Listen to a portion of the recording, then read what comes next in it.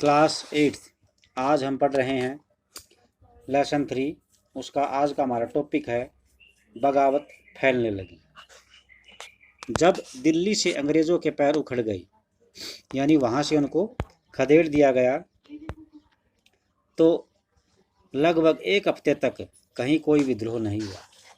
जाहिर है कि इस खबर के फैलने में भी कुछ समय लगना ही था, लेकिन फिर तो विद्रोहों का सिलसिला शुरू हो गया।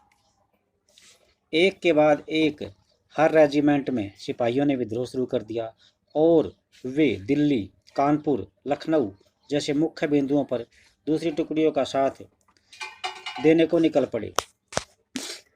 उनकी देखम देख या देखा देखी कस्बों और गांवों के लोग भी बगावत के रास्ते पर चलने लगे। यानी उनकी तरह ही कस्बों के और गांवों के लोग भी बगावत की तरफ चलने लगे। स्थानीय नेताओं, जमींदारों और मुखियाओं के पीछे संगठित हो गए। वे सारे अपने आप को वहाँ के जो नेता थे, जमींदार थे, मुखिया थे, उनके पीछे उनके पीछे हो लिए। ये लोग अपनी सत्ता हासिल करने और अंग्रेजों से लोहा लेने को तैयार थे, यानी अंग्रेजों से सीधा संघर्ष करने को तैयार थे। स्वर्गीय पेशवा बाजीराव के दत्तक पुत्र का मतलब गोद लिया पुत्र, नाना साहेब कानपुर के पास रहते थे। उन्होंने सेना इकट्ठी की और ब्रिटिश सैनिकों को शहर से खदेड़ दिया। उन्होंने खुद को पेशवा घोषित कर दिया।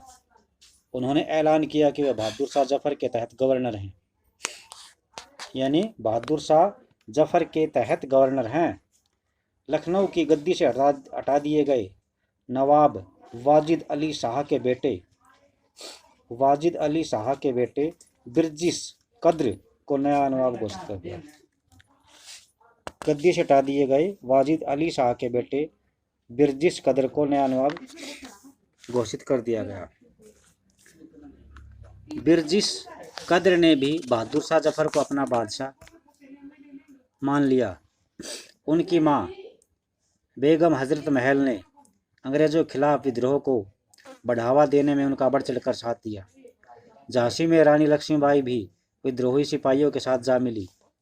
उन्होंने नाना साहेब के सेनापति तात्या टोपे के साथ मिलकर अंग्रेजों को भारी चुनौती दी।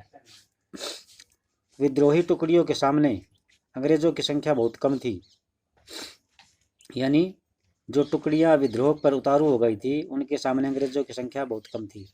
बहुत सारे मोर्चों पर उनकी जबरदस्त हार हुई। इससे लोगों को यकीन हो गया कि अब अंग्रेजों का शासन खत्म हो चुका है। अब लोगों को विद्रोह में कूद पड़ने का गहरा आत्मविश्वास मिल गया। कई लोग ये विश्वास करने लगे थे अंग्रेजों का शासन खत्म हो गया है। इससे लोगों की हिम्मत और बढ़ गई और आत्मविश्वास मिल गया उनको। खास तौर से अवध के इलाके में चौतरफा बगावत की स्थिति थी। 6 अगस्त 1857 को लेफ्टिनेंट कर्नल टाइटलर ने अपने कमांडर इन चीफ को टेलीग्राफ भेजा, जिसमें उसने अंग्रेजों के भय का वर्णन किया था। उसने लिखा था, हमारे लोग विरोधियों की संख्या और लगातार लड़ाई से थक गए हैं। एक एक गांव हमारे खिलाफ हो गया है, जमींदार भी हमारे खिलाफ हो गए हैं। इस दौरान बहुत सारे महत्वपूर्ण नेता सामने आए। उदाहरण के लिए फैजाबाद के मौलवी अहमदुल्ला शाह ने भविष्यवाणी कर दी कि अंग्रेजों का शासन जल्दी खत्म हो जाएगा। यानी फैजाबाद का जो मौलवी था, धार्मिक गुरु, उसने भी ये घोषणा कर दी कि अब अंग्रेजों का राज खत्म होने वाला है। वह समझ चुके थे कि जनता क्या चाहती है। इसी आधार पर उन्होंने अपने समर्थकों की, यानी उसको जो मानने वाले थे, उनकी एक विशाल जनसभा इकट्ठी कर ली। अपने समर्थकों के साथ वे भी अंग्रेजों से लड़ने के लिए लखनऊ जा पहुंचे। दिल्ली में अंग्रेजों का सफाया करने के बाद बहुत सारे गाजी क्या होता है भी? धर्म योद्धा। याद रखना वर्ड, गाजी का मतलब धर्म योद्धा होता है। इकट्ठे हो गई। बरेली के सिपाही बख्त खान ने लड़ाकों की एक विशाल टुकड़ी के साथ दिल्ली की ओर कूच कर दिया का मतलब तैयारी कर दी दिल्ली पहुंचने की। वह इस बगावत में एक मुख्य व्यक्ति साबित हुए। बिहार के एक पुराने जमींदार कुंवर सिंह ने भी विद्रोही सिपाहियों का साथ दिया और महीनों तक अंग्रेजों से लड़ाई लड़ी। तमाम इलाकों के नेता और लड़ाके इस युद्ध में हिस्सा ले रहे थे। तो आप सब देख सकते हैं कि चित्र में दिखा रखा है कि कैसे सैनिक और विद्रोहियों के बीच में लड़ाई शुरू हो चुकी है। यहाँ पे देखिए क्या बता रखा है। ब्रिटिश टुकड़ियाँ विद्रोहियों पर हमला करती हैं जिन्होंने दिल्ली के लाल किले तस्लीमगढ़ पर कब्जा किया हुआ था। ये देखिए यहाँ पर एक दाईं साइड में दिल्ली का लाल किला दिखा रखा है और बाईं साइड में सलीमगढ़ का किला दिखा रखा है। तो यहाँ पर कब्जा किया हुआ था, सैनिकों और विद्रोहियों के बीच में लड़ाई हुई थी। इसी बीच विद्रोह की सिपाही मेरठ से दिल्ली की ओर चल पड़ते हैं। शुरू में अंग्रेजी सेनाओं को दिल्ली की भारी किलेबंदी को तोड़ने में मुश्किल हुई, यानी अंग्रेजों ने दिल्ली की जो भारी भरकम विद्रोही थे उनको हटाने के लिए मुश्किल हुई। 3 सितंबर 1857 को अंग्रेजी सेनाओं को और ज़्यादा हथियार गोले पहुंचाए गए। ये गाड़ियों पर लादे हुए थे जिसे हाथी खींच रहे थे और उनकी कतार 7 मील लंबी थी। 7 मील लगभग 15 किलोमीटर। अब कंपनी ने क्या किया अभी ये और देख लेते हैं। इस उथल पुथल के बावजूद कंपनी ने हिम्मत नहीं छोड़ी। कंपनी ने अपनी पूरी ताकत लगाकर विद्रोह को कुचलने का फैसला किया। उन्होंने इंग्लैंड से और फौजी मंगवा लिए। विद्रोहियों को जल्दी सजा देने के लिए नए कानून बनाए गए। विद्रोह के मुख्य केंद्रों पर हमला बोला गया। सितंबर 1857 में दिल्ली दोबारा अंग्रेजों के कब्जे में आ गई, यानी दिल्ली पर उनका अधिकार फिर हो गया। अंतिम मुगल बादशाह बहादुर शाह जफर पर मुकदमा चलाया गया। उन्हें जीवन भर जेल में रहने की सजा दी गई। उनके बेटों को उनकी आंखों के सामने गोली मार दी गई। बहादुर शाह और उनकी पत्नी बेगम जीनत महल को अक्टूबर 1858 में रंगून जेल में भेज दिया गया और इसी जेल में 1862 में नवंबर महीने के 1862 को बहादुर शाह जफर की मृत्यु हो गई। दिल्ली पर अंग्रेजों का कब्जा हो जाने के बाद हो गया, इसका मतलब ये नहीं था कि विद्रोह खत्म हो चुका था। इसके बाद भी लोग अंग्रेजों से टक्कर लेने को तैयार रहते थे। बगावत की विशाल ताकत को कुचलने के लिए अंग्रेजों को अगले 2 साल तक लड़ाई लड़नी पड़ी।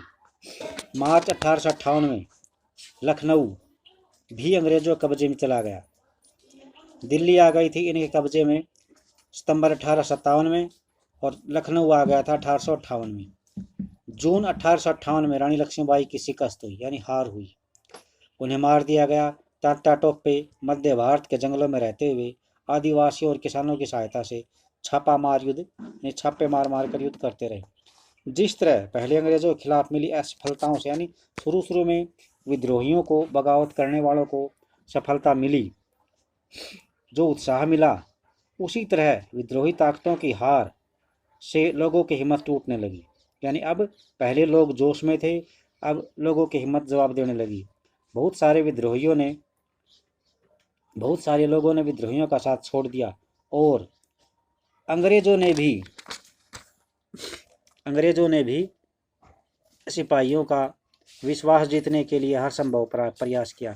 यानी जनता जो है विद्रोहियों का साथ छोड़ रही थी और अंग्रेजों ने लोगों का विश्वास जीतने के लिए हर संभव प्रयास किया अपनी तरफ से।